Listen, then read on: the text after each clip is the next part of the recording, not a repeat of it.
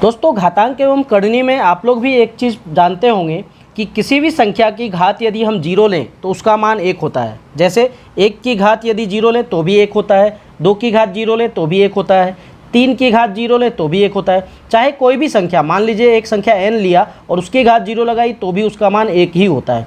लेकिन क्या आप जानते हैं कि जीरो की घात जीरो बराबर 1 नहीं होता? और ये क्यों नहीं होता? क्या आपको ये बात पता है? चलिए, यदि नहीं पता है तो आज की वीडियो में मैं आपको यही चीज़ बताने जा रहा हूं। लेकिन उससे पहले यदि हमारे चैनल पर नए हैं तो चैनल को सब्सक्राइब कर लें और वीडियो को फटाफट से लाइक कर दें। तो चलिए शुरू करते हैं।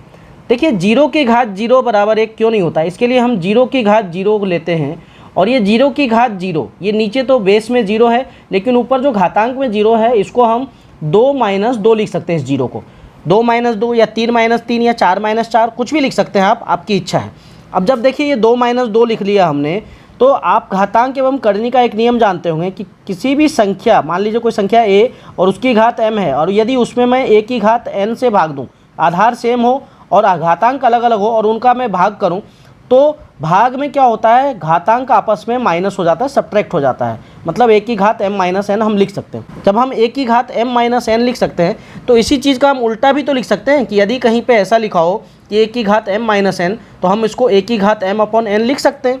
तो इसी नियम से हम ये जीरो की घात 2 - 2, यहाँ पर भी घातों का सब्ट्रैक्शन हो रहा है तो हम इस चीज़ को ऐसे लिख सकते हैं, जीरो की घात 2 और डिवाइड बाय जीरो की घात 2। अब देखिए ये जीरो की घात 2 जो है ये अंश में है तो ये हमें जीरो दे देगा। इसी प्रकार से हर में भी जीरो की घात 2 है, ये भी जीरो दे देगा।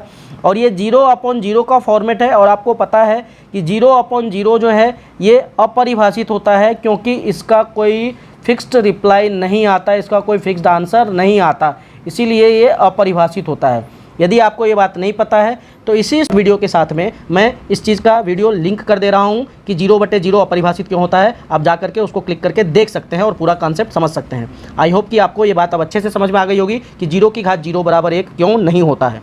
यदि समझ में आई तो वीडियो को फटाफट से लाइक कर दीजिए और चैनल सब्सक्राइब नहीं किया अभी तक तो प्लीज़ सब्सक्राइब कर लीजिए और अपने दोस्तों तक अधिक से अधिक शेयर कीजिए। मिलते हैं अगले वीडियो में। Thank you.